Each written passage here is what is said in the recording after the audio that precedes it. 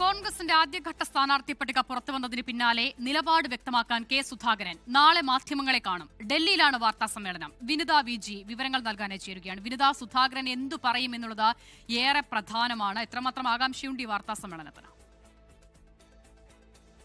സൂചിപ്പിച്ചതുപോലെ തീർച്ചയായും സുധാകരൻ എന്ത് നിലപാടെടുക്കുമെന്നുള്ളത് തന്നെയാണ് നിർണായകം. ഒരുപക്ഷെ അനുനയ ശ്രമങ്ങൾക്ക് വഴങ്ങി അദ്ദേഹം മുന്നോട്ട് പോകുമോ അതോ കടുത്ത നിലപാടുമായി അദ്ദേഹം രംഗത്തിറങ്ങുമോ എന്നടക്കമുള്ള കാര്യങ്ങൾ തന്നെയാണ് അറിയേണ്ടത്. ഇന്ന് രമേശ് ചെന്നിത്തല അടക്കമുള്ള നേതാക്കൾ സുധാകരനുമായി കൂടിക്കാഴ്ച നടത്തിയിട്ടുണ്ടായിരുന്നു. ഒടുവിലായി നടത്തിയ കൂടിക്കാഴ്ചയിലും അദ്ദേഹം അതേ നിലപാടിൽ ഉറച്ചു തന്നെ എന്നാണ് നമുക്ക് അറിയാൻ കഴിയുന്നത്. കണ്ണൂരിൽ സ്ഥാനാർത്ഥിത്വം വേണമെന്ന നിലപാടിൽ തന്നെ അദ്ദേഹം ഉറച്ചു നിൽക്കുന്നു എന്നാണ് മനസ്സിലാക്കാൻ കഴിയുന്നത്. പക്ഷേ അതിനിടയിൽ അദ്ദേഹത്തെ അനുനയിപ്പിക്കാനുള്ള ശ്രമങ്ങൾ കൂടി പുരോഗമിക്കുന്നുണ്ട്.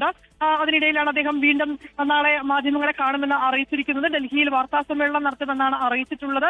എന്ത് നിലപാടായിരിക്കും അദ്ദേഹം എടുക്കുക എന്നുള്ളത് തന്നെയാണ് നിർണായകം. നേതാക്കളടക്കം പറയുന്നത് നിലവിലെ രാഷ്ട്രീയ സാഹചര്യത്തിൽ കോൺഗ്രസിനെ പ്രതിസന്ധിയിലാക്കുന്ന ഒരു നിലപാടുമായി അല്ലെങ്കിൽ അത്തരത്തിലേക്കുള്ള ഒരു സ്റ്റാൻഡ് നിലവിൽ സുധാകരൻ എടുക്കില്ല എന്നുള്ളൊരു വിശ്വാസമുണ്ടെന്ന് തന്നെയാണ് നേതാക്കളടക്കം അവരുടെ പ്രതികരണത്തിലേക്കടക്കം വ്യക്തമാക്കിയിട്ടുണ്ടായിരുന്നത്.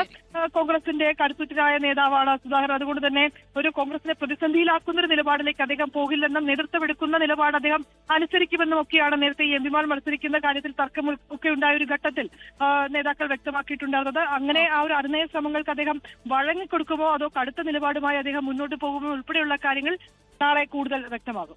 ലോകത്തെവിടെയായാലും ഏത് സമയത്തും 24 വാർത്തകളും ഓഗ്മെന്റഡ് റിയാലിറ്റി പാക്കേജുകളും എക്സ്പ്ലെയിനറുകളും വിശദമായി കാണാൻ ഞങ്ങളുടെ യൂട്യൂബ് ചാനൽ നിങ്ങൾക്ക് സബ്സ്ക്രൈബ് ചെയ്യാം.